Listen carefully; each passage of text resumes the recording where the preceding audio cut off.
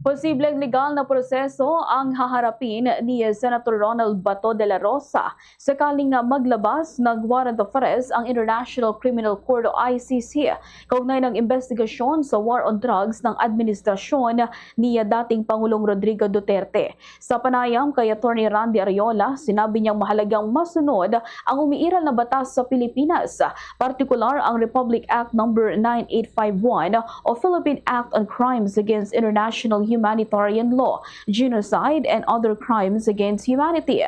Ayon kay Atty. Ariola, nakasaad sa Section 18 ng naturang batas na ang mga kasong crimes against humanity ay nasa jurisdiksyon ng mga lokal na korte, partikular ng Regional Trial Court. Gayunman, may kapangyarihan din umano ang executive branch sa ilalim ng Section 17 ng parehong batas na isuko o i-extradite ang isang akusado sa isang international court tulad ng ICC. Ito rin umano ang naging batayan sa pagsuko kay dating Pangulong Rodrigo Duterte sa ICC. Ipinaliwanag din niya na sa ilalim ng Rome Statute, kinakailangan munang iharap sa local judicial authorities ang isang taong inaresto sa bisa ng warrant mula sa ICC upang matukoy kung legal ang pag-aresto at tama ang pagpapatupad ng warrant. Sinabi ni Atty. Ariola na kung sakaling magkaroon ng warrant laban kay Senator De La Rosa, maaarian niya itong questionin ng mga lokal na korte o maging sa Korte Suprema.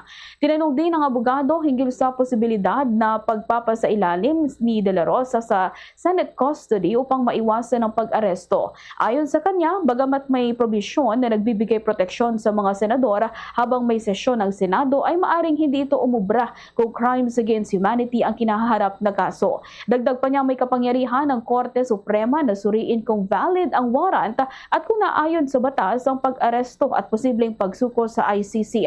So sa naman ng pagiging co-perpetrator, sinabi ni Ariola na nangangahulugan itong maituturing na principal ng isang akusado at hindi lamang accessory o accomplice, kaya posibleng pareho ang bigat ng pananagutan nito sa pangunahing akusado. Sa ngayon, wala pa namang opisyal na kumpirmasyon kaugnay sa nasabing warrant laban kay Senator De La Rosa. Ganitong bahagi ng pahayag ni Atty. Randy Ariola.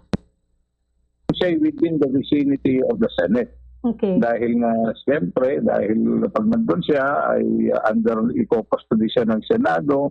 So, pero kung talagang meron ding determination na rin ang ating mga local judicial authorities na tama at may basihan yung pag-aresto sa kanya, dapat din na mai-surrender na. Kasi meron din provision naman na yung ating mga legislators, they are exempt from arrest, di ba? While the Senate is in session. Pero hindi yun maaaring maging applicable kung ang charge naman ay violation ng 9851 o ng Rome Statute.